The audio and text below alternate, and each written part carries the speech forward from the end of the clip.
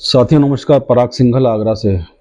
आज का विषय बड़ा गंभीर विषय है क्योंकि 8 साल पूरे हो चुके हैं जीएसटी को लागू हुए और संभवतः सरकार भी यही मंथन कर रही है कि क्या खोया और क्या पाया। लेकिन हमें विश्वास है कि हमारे जो वरिष्ठ अधिकारी हैं, उच्चाधिकारी हैं, वो इस बात पर ज़्यादा मनन कर रहे होंगे कि हमने क्या पाया और क्या खो रहे हैं। इस पे शायद उनका ध्यान कम रहता है।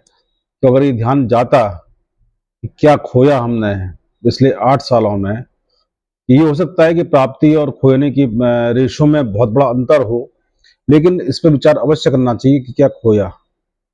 यदि मतलब आप इस पे मंथन नहीं करेंगे क्या खोया, तब तक प्राप्त करने की गति को आप और गतिमान नहीं कर पाएंगे।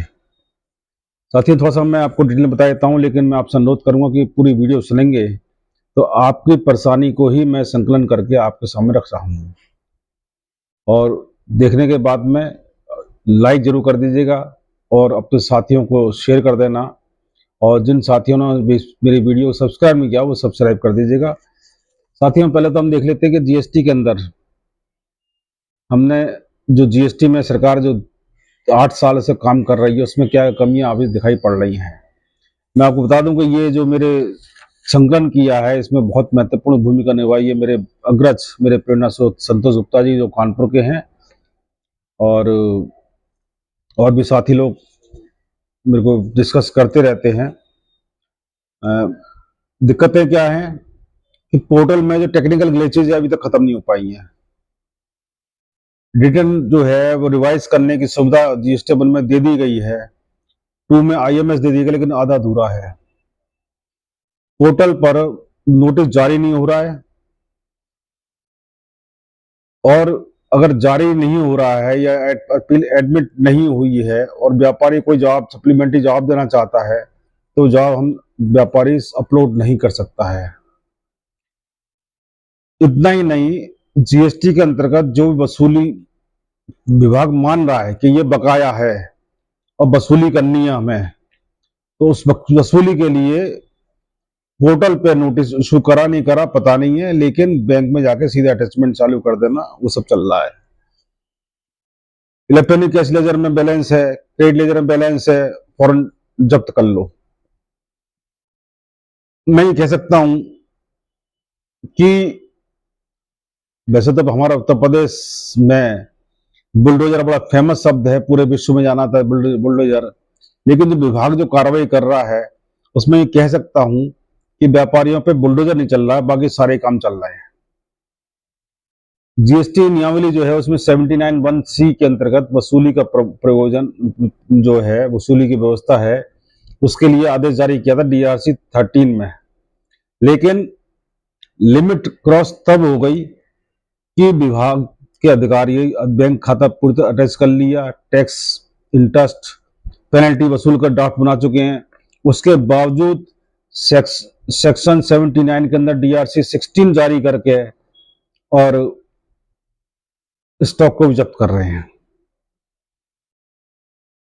और लेकिन डीआर 16 जारी कर रहे हैं या 13 जारी कर रहे हैं, बहुत से मामलों में तो व्यापारी को सूचना तक नहीं है। जब बैंक जाते हैं पता लगा बैंक का खाता सीज हो गया और पैसा था सब जब्त कर लिया गया, तब उसके होश उड़ जाते हैं और कई अधिकारी तो बेहोश होने से बचते हैं।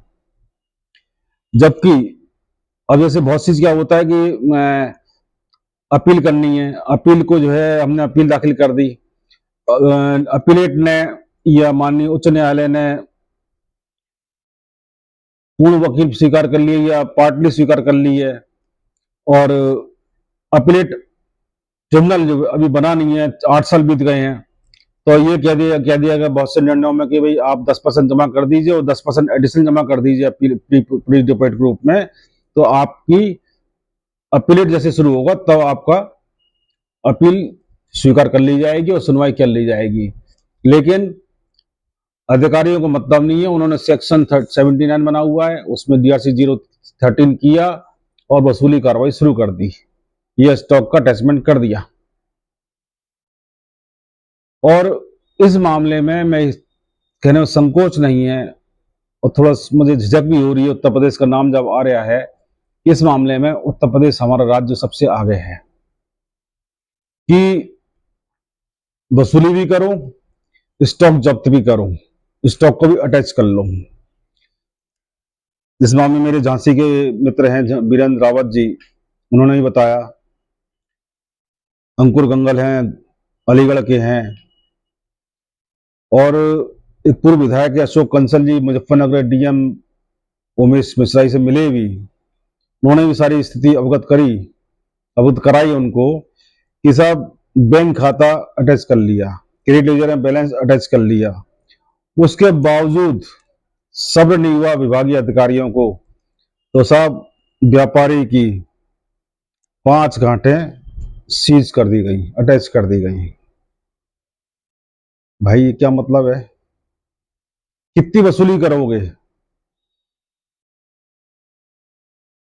अब झांसी का मामला ही नजर आया है। अभी मैं देख रहा हूँ, एक मेरे को न्यूज मिली है, देवेन डंग है कानपुर के, उन्होंने भेजा है मुझे, गूगल शेयर के माध्यम से एक भेजी है न्यूज मुझे।